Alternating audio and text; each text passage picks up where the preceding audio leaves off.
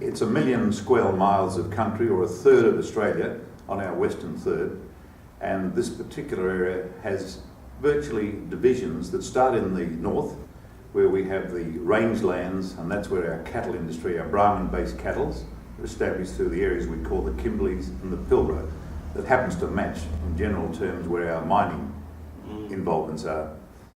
We then move down through the state until we get into the central area, and this is also the area of first freehold country, where we see the total area of our wheat, sheep, cattle, mutton, pork distributed right throughout the areas, generally speaking, from Geraldton to Esperance, or what we call the southwest zone of Western Australia. That's where the higher density agriculture takes place. Now, in smaller areas within those areas of wheat and sheep and cattle, and when I say cattle, it's what we call soft cattle, or the English British breed varieties, which is quite different to the Brahman, or those areas where they are cyclonically affected in the northern two-thirds of the state. The agriculture is, generally speaking, in terms of inland areas, would be our wheat and sheep, where we in turn, at the lower rainfall end, concentrate more on grain. Cattle tend to cling to the coastal belts. They move from 1,000 kilometres north of Perth in this high quality premium beef areas, right through to the south coast, and find their way virtually as far as the Esperance region. They're grown in sandy type soils, generally based around our Gingin area. There is another area that is rather relevant, and that is a specific area in the area of Carnarvon, which is 1,000 kilometres north of the city. And in this area we have 1,500 hectares of horticulture, 40 different varieties of horticulture, and that area is dominated by the Gascoyne River. We're marrying cattle and our horticulture at the same time.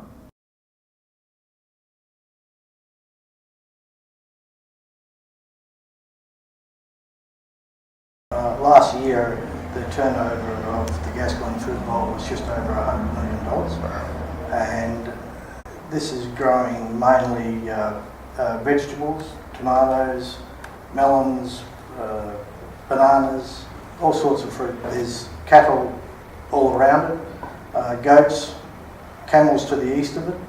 And there's an abattoir there that's currently not working, which I believe has been refurbished. It is definitely, as far as I can see anyway, an untapped gem. You're sitting right in the middle of cattle stations, large amount of cattle and good quality cattle, and they have no abattoir north of Carnarvon, and the nearest one south is, as you say, down near Perth. Carnarvon is built for export, in my opinion. It would be the ideal place given the assets around it, abattoir, cattle, etc., goats, and fruit and produce. It took every hectare that was available for production that has been developed. There's probably around 1,500 hectares, of which 1,200 hectares is at any one time usually undercrop of some form. From there you go to my scope for the project for the Department of Agriculture is a lead agency used to develop another 400 hectares and identify another 800 for longer term development. So our first lot, capital being the limiting factor, is to do the 400, and then if an investor was to come in or something, the government decide they would move out and do another 800, which we have identified. My belief is that there's probably easily another 1,000 hectares. There could be even 2,000 hectares there.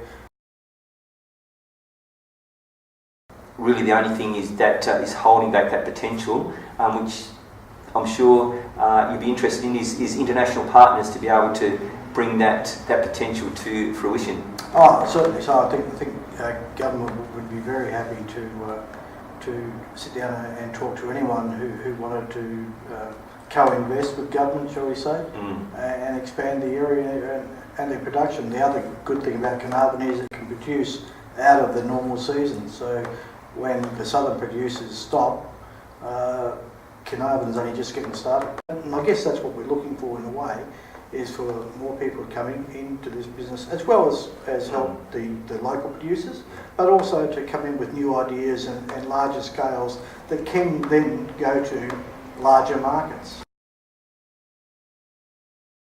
So, and obviously with seed comes the opportunities of seafood, and we know some of the best seafood within Australia, within the world, actually comes from that west coast part of Western Australia. It's basically the base of the Ningaloo Reef. It's the start of the Ningaloo Reef, World Heritage, and it's just magnificent.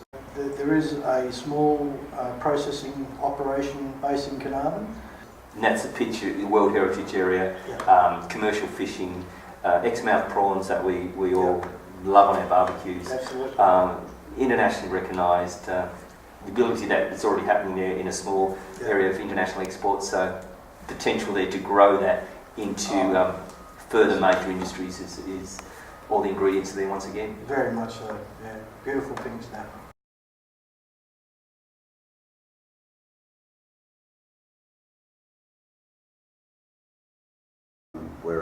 It's a broadacre enterprise.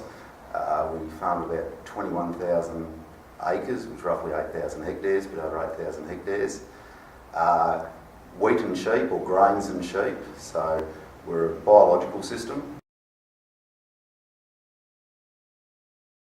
It's rebuilding the soil health and soil life so that the plants can grow with a lot of vigour and a lot of health themselves, and so at the end of the day that translates to the animals that graze those lands are healthy, plus also any grains that you produce off that are healthy. We call it regenerative agriculture, so rather than sustaining the natural resource as is, we're actually building topsoil, rebuilding the soil's natural fertility. It's really building an immune system into a farming system, so it's a bit more immune from all the climatic circumstances. Food quality is the main thing, so I think we start, when we look at our operation, we start from the top of our operation, not what we can produce, and we look at the quality that we can produce, so it's always quality down all the way. We're aiming for total ground cover on the farm all the time, so there's oodles of plenty of feed source, and having it at such high quality, we can increase stocking rates because they're getting enough nutrition out of what's there. They're not having to consume large amounts to get their daily nutritional requirements. Most of the day they spend sleeping because they are well nourished for the small amount that they require to eat. And the produce is manufactured out, there's a lot less wastage because it's such high quality. You're talking grains, weight, there's no screenings, very low screenings, so the wastage side of it is very low. Its energetic values are great. Like I said, as I've said before, it's got very low nitrates, so it has a greater health benefit with its mineral density there. And on the grain side of it, biologically grown grains under these soils that are self-cycling soils produces a very resilient grain. We can withstand seasonal variations. We can also produce a grain quality that has consistent grain size, grain weight, and no matter what the season's really doing. We're not having to use pesticides or fungicides. And you also find the storage and shelf life of these products are hugely increased. So the potential to expand is huge because farmers can see it there. It's a very sustainable form of production. Having an education process as well for our consumer, our partners and other agricultural entities around, it's the education of the whole supply chain, and open relationship and dialogue is very important to us, yeah. One of the important things that's missed in the marketplace is consistency. Exactly. Yeah. And from what you're saying is the product is consistent today, tomorrow, next week, next year, generation to generation, the steps can be put in place to achieve that with the right partner on a long-term basis. Exactly it, and the consumer can be confident they know where they're getting their product from and the quality that it's grown with. Currently, we've got a mix of different fruits that we grow. We've got 5, 6 different locations that we're growing stuff from low chill stone fruit varieties, peaches and nectarines, and apricots, to the medium and late chill of the same lines. There's also avocados, apples and pears, which mainly are grown on our southwest properties. We can go from picking, we can get into a cool room and pre-cool it, and virtually have it on a plane, you know, from any of the farms, even the farms that are 500 kilometres from the airport, which are the furthest ones, within 48 hours. So, you know, the opportunity to be able to deliver a product to another country by air within, say, a maximum time frame of 72 hours is just unbelievable. You know, the freshness and the quality that they would be receiving, they would have never ever received ever before. That's what we're missing, a partner that we can actually work with. The opportunities are virtually limitless. We've got a huge growth potential, and you know, we'd be looking at an investment of around $80 to $100 million, and the money would be spent on hail netting, so that we'd get no sunburn under the netting. We'd have reduced bird problems, which would increase the pack outs, so there'd be a lot more first grade fruit, and we'd also have money being spent on acquiring neighbouring properties, so that the farms that are already huge and have already got room to be triple what they are, we could even expand on that, and also putting the money into infrastructure for water, you know, trees of course, bins that would fit into the containers so that we could bulk fill the fruit and send it up to the countries that they need to go to, and things like that. Yeah, the opportunities are limitless. An idea of mine is that we actually process the extra fruit in the country that it's destined for, rather than in Australia. So we sort of bulk fill bins. So that would require you know, a lot of money spent on these bulk bins that we would fill it, that fit into the containers, and then they'd go straight up to the Arabs. Up there they'll be able to use you know, all of the bin of fruit. You know, there won't be any wastage. You know, they'll turn a juice apple into real money.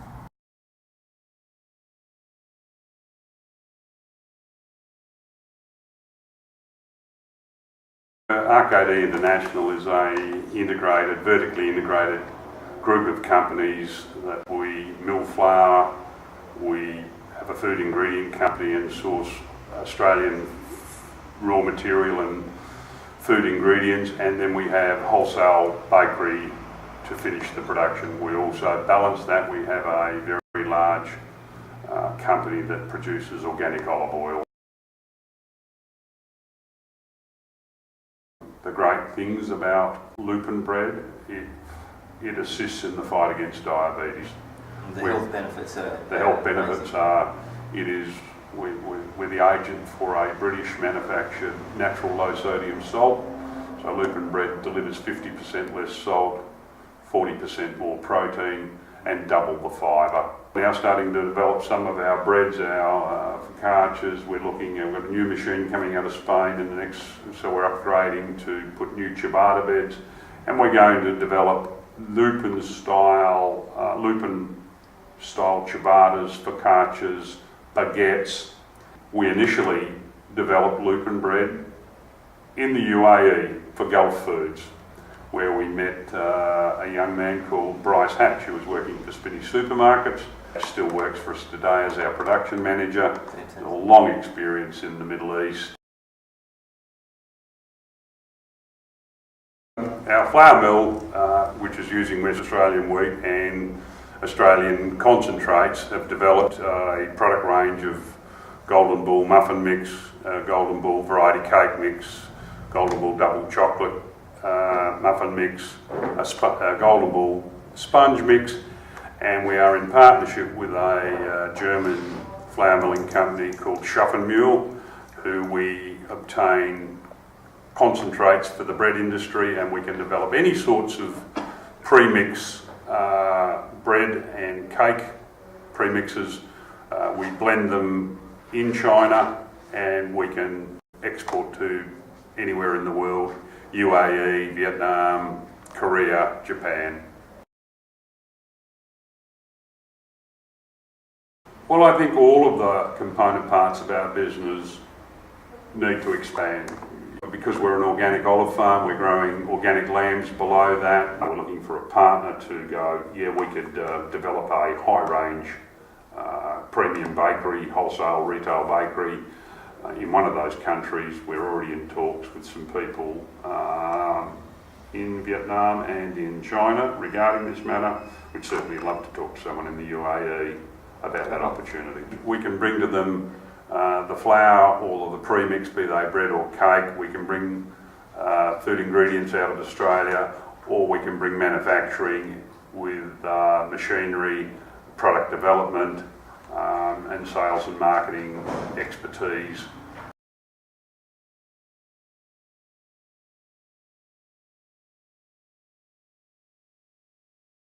When I was introduced to this concept, I felt and could see a huge need for international funding and the structure of international funding to help both Australian producers, West Australian producers, and the concept to be able to deliver a better outcome for all. What you have to do is be able to package up and make sure the product and offering is satisfactory for investors.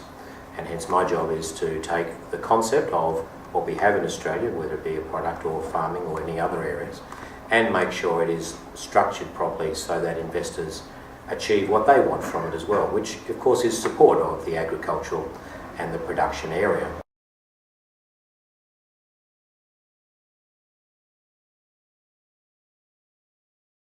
We are one of the largest managers in the world of not-for-profit funds and have a very conservative approach to investing with an emphasis on quality. Most importantly, it represents the appropriate duty of care of a fiduciary's trustee's obligations to a beneficiary in a not-for-profit mandate. At Credit Suisse, we are big believers of corporate governance when it comes to not-for-profits, and as such we can manage the money flow between the UAE and Australia. We will also aid in the education process of the different investments that are available over here in Western Australia. We can perform the due diligence, the negotiation, as well as the end acquisition. We can be as hands-on or as hands-off as needed by the beneficiaries.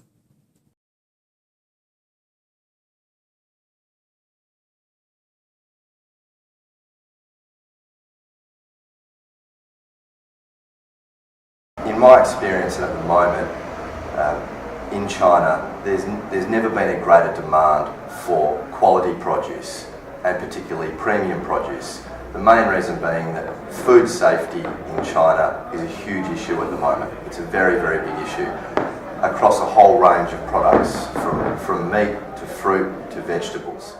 Western Australia and Australia as a whole has a magnificent opportunity, being very famous in China for its clean air, its clean water and its clean lifestyle. And I think especially out of Western Australia, the produce that can be demanded by the Chinese, that is being demanded by the Chinese and will be demanded by the Chinese in the future, it can go as far as we want it to go. I think a relationship that WA and the UAE can have with products. The UAE also has a great reputation in China, especially with halal food, and the premium market in China I think is crying out for quality products from both areas, and I think a relationship between the two would be fantastic and easily marketed in China.